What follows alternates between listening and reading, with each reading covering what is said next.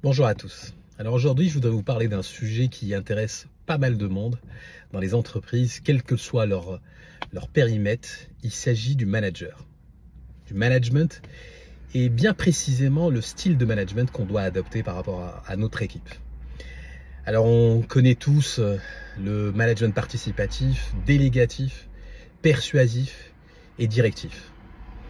Alors rapidement à la définition de ces styles de management, un directif veut dire par sa définition un manager qui s'affirme dans son rôle, il n'a aucune difficulté à annoncer son rôle directif et c'est lui qui prend la décision, c'est lui qui donne la direction à suivre et c'est lui qui donne les consignes. Et le reste ne devra que exécuter.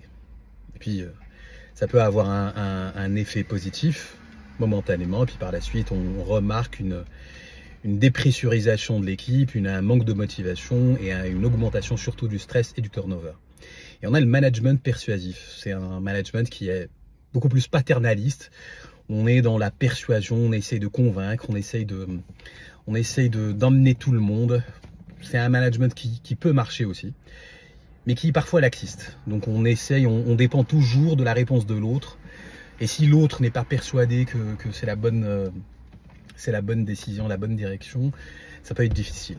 On a le management délégatif par rapport à des profils qui sont seniors, qui doit être adressé à des profils qui sont seniors, et pour les motiver, pour les fidéliser, on leur délègue de plus en plus de choses pour les responsabiliser et pour leur faire prendre confiance en soi, en eux-mêmes. Et on a le management qui est participatif. C'est un petit peu le leitmotiv de toutes les institutions, ou presque. On dit, on est tous dans le même bateau, on va participer. Seulement que quand on participe tous, il n'y a pas de responsable qui prend la responsabilité. Parfois, il n'y a pas de responsable. Et donc, ça peut avoir un effet négatif dans l'équipe. L'idée pour moi, c'est qu'il n'y a pas de style de management, un seul style de management à adopter. Mais il y a un management situationnel, c'est-à-dire le mix de ces 4 styles de management devrait être selon la situation et selon le profil qu'on a en face. On a un profil nouveau qui vient d'arriver, on devrait appliquer un management directif. Pourquoi? Parce que c'est un junior. On a un profil senior, c'est du management situationnel délégatif. On a un profil, on a une équipe qui est un petit peu soudée, on veut augmenter la motivation et la partie leadership au niveau de l'équipe, on va partir sur du participatif. En fait, globalement, on devrait par rapport à chaque situation, c'est un exercice un petit peu altruiste, mais agile, qui peut être porteur de bons résultats. C'est le management situationnel. Nous utilisons chaque style de management par rapport à chaque situation. Encore faut-il qu'on ait le temps de le faire, encore faut-il aussi qu'on se concentre, et ça c'est une chose qui est très très importante.